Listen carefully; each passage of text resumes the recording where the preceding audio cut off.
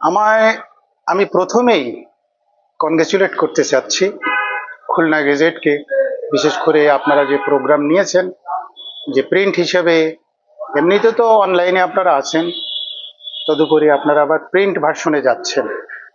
আমার একটাই কথা থাকবে যে খুলনার খবর যেন যথারীতি আপনাদের পত্রিকায় আসে।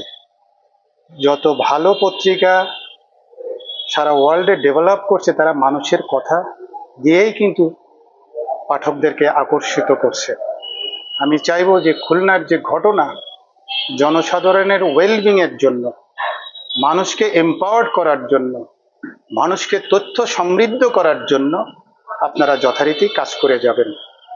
খুলনা একটা রিসোর্সফুল ডিভিশন, একটা ঐতিহাসিক ডিভিশন, এর বড় ধরনের গুরুত্ব আছে দুটো অঞ্চলে।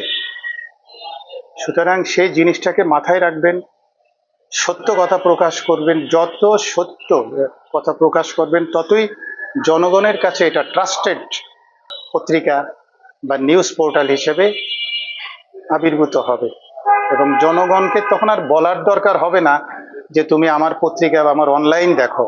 তারা নিজের থেকেই ডিসিশন নিয়েই তারা আপনাদের পত্রিকা দেখবে এবং আপনাদের অনলাইনে যাবে। এটাই আমার প্রত্যাশা।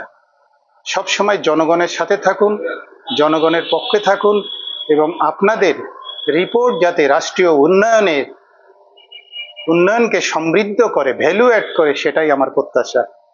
খুলনা গেজেটের জন্য আপনারা দীর্ঘ, যেটা বুঝলাম, 5-6 বছর ধরে আপনারা চেষ্টা করছেন এটাকে দাঁড় করানোর জন্য। এটা একটা ক্রেডিটের ব্যাপার, এবং আমি মনে করি আপনারা সবাই আত্মবিশ্বাসী, যে কারণে আপনারা এখন গেজেটকে দৈনিক প্রিন্ট হিসেবে বের করতে চাচ্ছেন। আমি সর্বাত্মক শুভকামনা করি। আশা করি আমরা আগামীতে খুলনায় এই পত্রিকাকে বিভিন্ন জায়গায় রেফারেন্স হিসেবে ব্যবহার করতে পারবো।